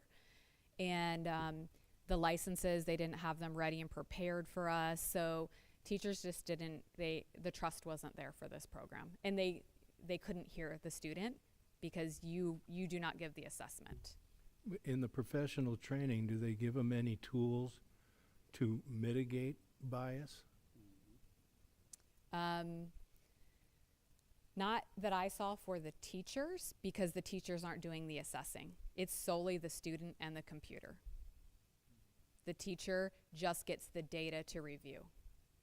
So the selling point is that it saves teachers time in the classroom with assessing, but Is that Amira? Amira, that's Amira. What about with Dibbles? It's one-on-one with the teachers. Right, so do they get any training to mitigate their bias or misinterpretation? Or? They can rescore things if they need to. And our teachers were mostly concerned, it is timed, so it's something for being norm reference that they needed to do. But mostly teachers that know their students, they're aware of if the student has an accent. They know what to listen for and hear more so than like what the other program would. Okay, thank you. One more question really quick. Sorry. So when the diagnosis or whatever that they look for, the dyslexia or whatever that they're looking for, what happens then? Is that something that follows the student along and then later it turns to dyslexia, or what is the? So we're being very careful, because you will hear publishers and people talk about this education code as they call it the dyslexia screener. This does not we do not diagnose with dyslexia. This is not a diagnosis of dyslexia. You could have a student that just needs a little more time, right, with the content, that could be struggling. It could be a student that had severe attendance issues the year before that might not score. Well, there's a myriad of reasons why they may have not be proficient. However, dyslexia could be one of them, or another type of reading difficulty. So this is just the way I explained it to the pilot team. Is this in comparison lets you know if you're sick, if there's a fever, right? So this says, hey, there's a reading difficulty, like you have a fever. And then you dig deeper with assessment to figure out what is that exactly the diagnosis, right? And then you know how to treat. So that's when you give intervention, and teachers come in with resources based off what that data tells you. After you're giving this intervention for, let's say, 4 to 6 weeks, and you don't see growth, that's when you're still concerned, and you start to move further through the SST process. And then eventually, if your interventions still aren't working and students aren't progressing, you can look towards special education assessment after you have done interventions and you see that they're not working. So they did give 4 extra tests that let you dig deeper as well, that often can be indicative of potential dyslexia. I'm very careful because we cannot be the ones to diagnose, but as you're moving along and your interventions aren't working, M-Class Dibbles does have a set of 4 additional assessments that you could provide students to dig deeper. Now, is there, or could there be a way where our teachers or the student is not there when the testing takes place? And if so, what percentage are we looking to hit as a district to make sure that we're getting all of our students to take this exam that needs to take it? So we're 100% of students, because we're required. Every kinder, first and second grade have to take it annually, but like I said, we're opting to 3 times a year. So if you're assessing, you may only assess, we'll give them a window, and you may decide, I'm gonna assess 5 students today, 5 tomorrow, 5 the next day. Someone's sick, so I can pull them in next Monday. So there'll be a window. We make sure. Mm-hmm. Thank you. You have more questions? No, thank you. Oh, thank you, Jessica. Thank you. Good presentation, good answer. Thank you. Are you reading there? No, you have a lot of information. You might, and one request. We will have the opportunity to visit the schools and see when they use this program. Sure, we can arrange that. Okay, I think no more. Thank you. And now move to the motion. Can I get a motion to approve item 14A? Move for approval. Second. More questions? No. More questions? Please vote. All in favor? Aye. Aye. I have Motion to say, I don't think we've ever asked so many questions of a presenter. You did an excellent job, Jessica. Sorry, Jessica, I have a 3rd grader, so. And now we move to item 14B, approval of resolution number 2024/2025-32, ratifying the final purchase and sale agreement for the purchase of the building located at 1247 South Ginautri Trail, Palm Springs, California, 92264, authorizing the closing of escrow and delegating authority related thereto, OE 12.12. We have the presentation. Thank you Okay, so much. I'll introduce your Executive Director Julie Arthur, of Executive Director of Facilities and Planning. As Sergio Espericueta mentioned, we are closing on the building, and we're actually closing tomorrow, so escrow is done. We're ready to move on, and Julie's going to go over some of the next steps and initial plans. Thank you, Jeff. Good evening, Board of Education members, Superintendent, and Cabinet members. And Erica, I know she just left, but thank you on that, getting this set up for me here. So tonight, we just wanted to give you a quick update on our district's purchase of the building at 1247 South Ginautri, and we're just kind of referring to it as 1247. And so starting this process back in January, we were looking and had been working with Amber in the Expanded Learning Opportunity Program, and we found we we're just literally out of space in many ways for some of these programs, especially if they have supply needs where we're warehousing something multiple times during the year. And so we had actually started with working with her. She had a grant program. And with that, we initially thought that we might build on our acre that's next to our building here that we have. We looked at it, it looked like it was about roughly the 8,000 square feet that we were looking at for ed service was going to be roughly $9 million for construction. This was going to be done over a multiple year period.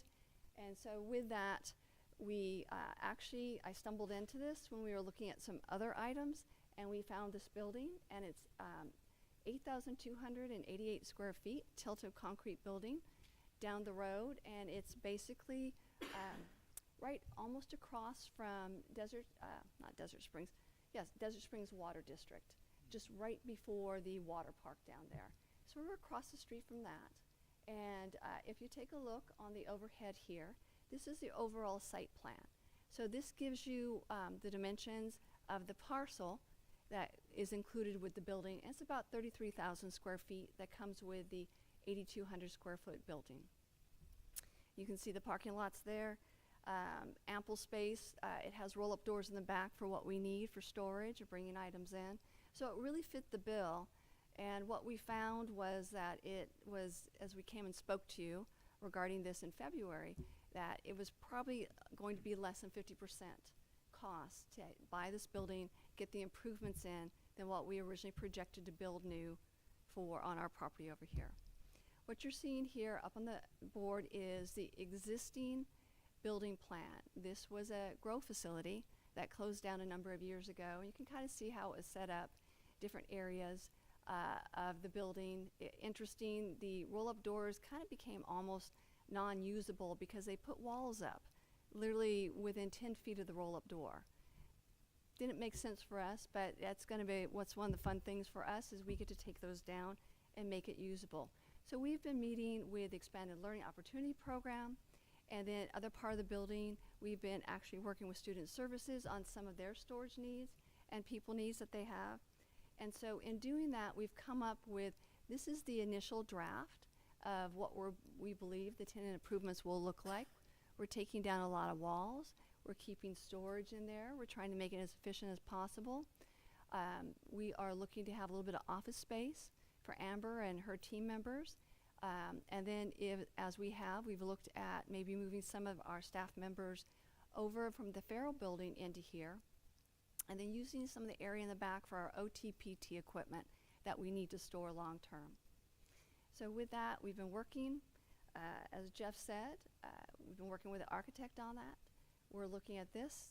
We're looking to close tomorrow, probably before noon, on the building, and I will probably drive over, hopefully, if approved tonight, and get keys tomorrow afternoon, and we can start getting all of our people in. We've already had a couple walks with multiple departments, our maintenance department, our grounds department, ETIS, things that we're going to need to do to get this building up and running. So as we continue to work through our plan here, our next steps is we're going to finalize our concept design. We'll complete the working drawings. We'll do a bid process, construction and move in, roughly probably 12 months. The building is usable as it is right now for storage purposes. We could move some people in. It's not ideal what we'd like to see it being, but as we are struggling this summer with many of our modernizations and getting surplus furniture out, bringing new furniture in, we can probably use it for short term, just for some of that to get us through the summer. But I believe, Jeff, you mentioned that we are closing. It was originally listed at $2.8 million. We were able to negotiate down to $2.4 million. And so with it tonight, I'm hoping you'll approve the purchase and sale agreement resolution, and we can move forward and get this building going. Any questions? Question? Yeah, I have a question. So with the, you mentioned the 50% of savings. Are we still on track to have that 50% saving? Yes, we are. Right now with the building, 2.4, and the tenant improvements, we see that roughly about $2 million. That's what the architect's estimating right now. Yeah, We So the actual estimate was what, 8 million? the For- first for the- building was actually 9 million for construction. So we're being a little reserve on it, but yeah, if we can bring it in at a total of 4 million, and that's over a 2-year period, because Amber's funds, she gets her grant, so much she's assigned to it each year, was in multiple years. So we'll be spending the 2 million this year of her funds on this. We've got some redevelopment funds that we'll be using, and then we'll use another 2 million of her funds next year. And so that's the ELOP, right? Yes. Yes. And so, all right, so we're right there. I know in some of the other projects that we've had, we've seen an increase. Are we taking in consideration that increase that we possibly have seen on some of the other prior buildings? Yes, we are. We're asking our architects to be generous with their estimate. We're fortunate here because this building was retrofit in 2019. It has an amazing number of air conditioning units that are not very old already on top.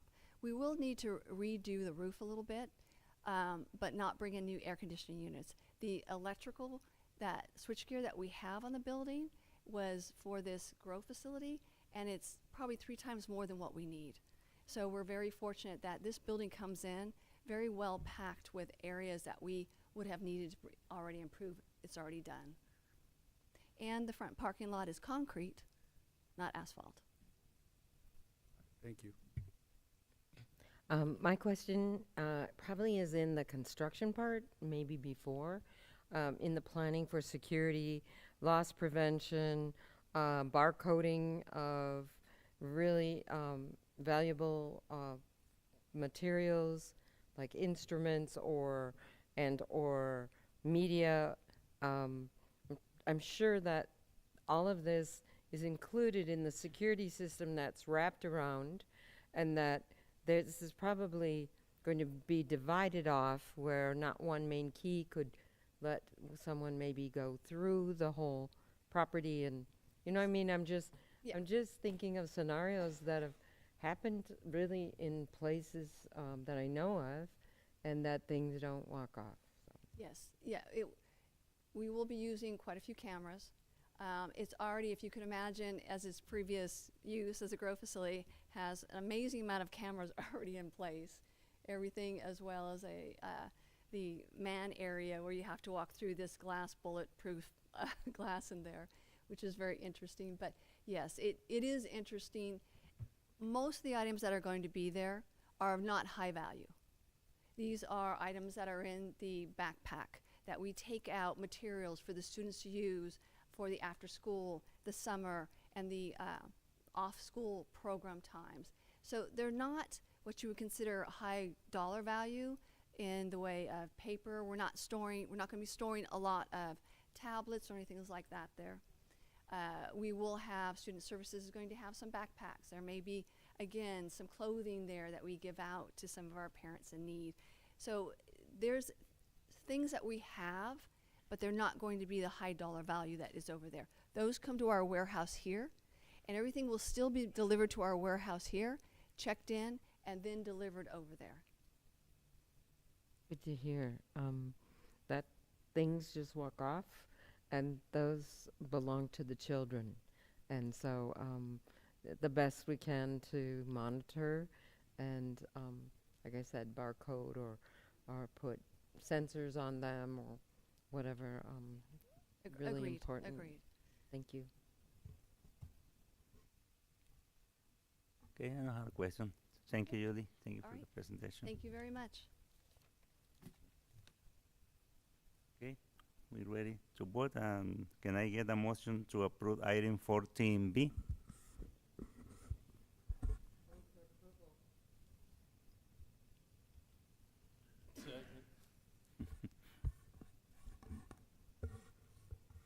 Second? And any question? No? Please vote. All in favor? Aye. Motion passed. Thank you. Item 14C, approval of certificated and classified employee transaction OE 4.4. Can I get a motion to approve item 14C? Move for approval. Question? No. Please vote. All in favor? Aye. Motion passed. Thank you. Item 14D, approval of declaration of need for fully qualified educators for 2025-2026 OE 4.12. Can I get a motion to approve item 14D? Second. Question? No? Please vote. All in favor? Aye. Aye. Motion passes. Item 14E, approval a new middle school and high school course description for the 2025-2026 school year OE 10. Can I get a motion to approve item 14E? Move. Second. Any question? I have a question about high school courses. Would there be any chance that they would be able to be included in dual enrollment? Because right next door is going to be the College of the Desert with a big media program, and we could see some of the crossover perhaps coming in the future. Possibly in the future. I know the Rancho Mirage High School submitted these for their site, but of course any school site can also utilize those courses. So we can look at that into the future. Thank you. You're welcome. Okay. A question? Okay. Ready to vote? Please vote. All in favor? Aye. Motion passed. In this, in the next vote, we will approve the following board action item in one vote, 14F to 14J. Would anyone like to pull an item for discussion from 14F to 14G? No. I will read the items. The item F 14 is approval a revision to board policy BP 6000 concept and roles, board policy BP 6146.1 high school graduation requirements, board policy BP 6153 school sponsored trips, board policy BP 6146.4 differential graduation and competency standard for students with disability, board policy BP 6152.1 placement in mathematics courses OE 10. Can I get a motion to approve item 14F to 14J, please? Second. Any question? I had a question about the field trips, school-sponsored field trips, and they are conducted in connection with the district's course of study or school-related social, educational, cultural, athletic, school band, or other extracurricular or co-curricular activities. And my thought here is a field trip to a foreign country may be permitted to familiarize students with the language, history, geography, natural science, and other studies relative to the district's course of study. Is that only limited to that connection to language, history, geography, or would there be other reasons to send our students on a field trip to foreign countries? Yes, definitely, but that will be aligned with the course of study. For instance, we have our International Baccalaureate group that also travels. They were at Prague this year, and they've traveled to Portugal before that. And also, any time that a field trip is proposed out of the country, it has to come, or any overnight field trip, it comes to cabinet for us to review it to determine whether or not it's in alignment with our board policy. Also, I imagine you take into consideration current trends in security abroad and other Definitely. types of matters. But I don't know why that just struck me as like, oh, but that seems kind of limiting. There might be some group that goes abroad for interim, like a self-made project that they go and study abroad. I don't know. What do you think, Dr. Signoret? Or Yeah, it's a good question. Board Clerk Jarrell, I think actually, but when you look at the statement itself, I actually do believe it's quite encompassing, especially when you look at the course, the studies relative to the district's course of study. Simply, if it's relevant, we're gonna give them, and again, safety issues, we're gonna allow them to go. It's just not all of a sudden on a whim. It does have to be aligned to district expectations. State standards. And But I think the statement in of itself, when it says relative to district's course of study, that in itself is quite wide and encompassing. Oh, good. Good to hear. Thank you. Thank you. Any more questions? No? Okay, can I get a motion to approve item 14F to 14J? Okay. Okay, ready to vote. Please vote. All in favor? Aye. Motion passed. And the next, we will approve the following board action item in one vote from 14K to 14P.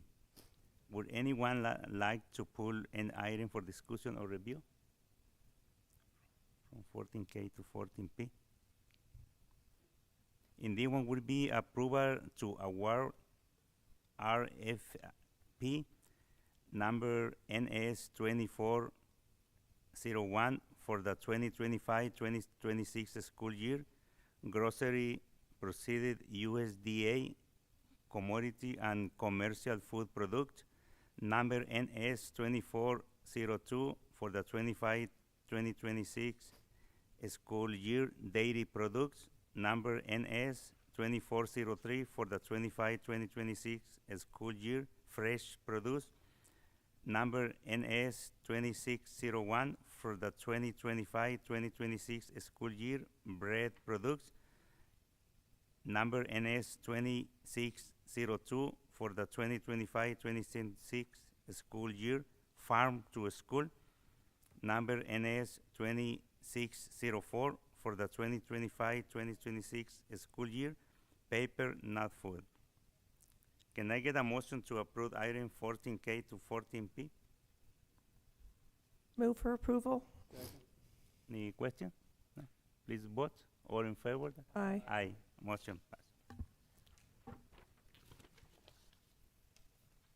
Item 14Q, approval of rejection of claim number 2024-2025-07 Calista Comps versus PSUSD 624784 OE7. Can I get a motion to approve item 14Q, please? So moved. Second. A question? No. Please vote. All in favor? Aye. Aye. Motion passed. Item 14R, approval a compromise and release agreement number 24/25-07 between parent and district dated May 6, 2025, OE 6.1. Can I get a motion to approve item 14R, please? Move for approval. Second. Any question? No? Please vote. All in favor? Aye. Aye. Motion passed. Here, we also in one vote, we will approve the following board action items in one vote, 14S to 14T.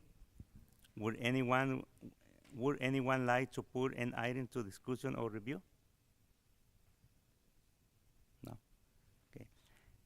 Can I get a motion to approve expulsion cases 2024/2025-03A and 2024/2025-039? Recommendation and finding of facts and conclusion of law, OE 11. Can I get a motion? Second. Ready? Any question? Please vote. All in favor? Aye. Motion passed. Another one for one vote.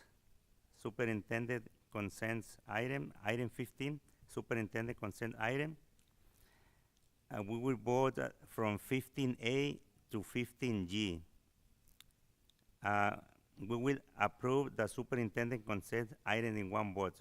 Would anyone Would anyone would like to pull an item to discussion or review? No? Okay. Can I get a motion to approve a superintendent consent item from 15A to 15G?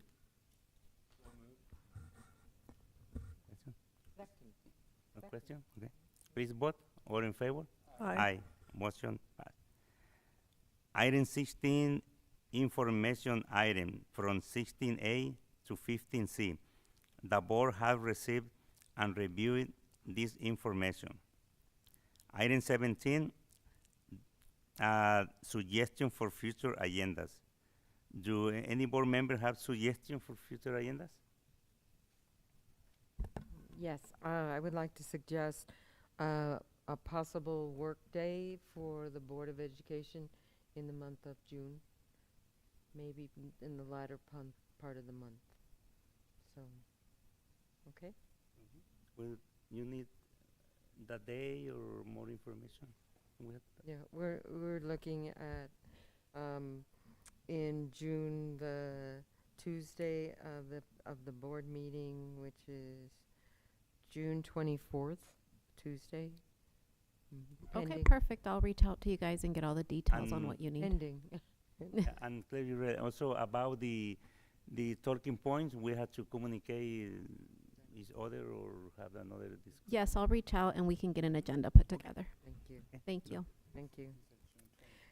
It's June 24th, and times and agenda details are not there. And then, you know, they might shift, all kinds of things shift right now this time of year. So, yeah. Okay. Thank you. Item 18, setting at the next board meeting. Regular board meeting. Our regular board meeting will be held June 10, 2025 at 6 p.m. And a special board meeting will be held in May 31st, 2025 at 7 a.m. Item 19, the brief. We have the brief. More questions? I just have a thank you to our entire staff, all of the district, every single person that's been in our whole world of education. This is our last board meeting before school lets out. And I know everyone's sad to see the summer come upon us, but it's really important. We start out real fast, and then it comes to a conclusion, and before you know it, people are packing their classrooms and leaving. But to every employee and person in our district, parents, kids, it was a wonderful 2024-25. Thank you. You agree? Okay, thank you. Okay, item 20, adjournment. Can I get a motion to adjourn the meeting? Move. Please vote. All in favor? Aye. Aye. Thank you.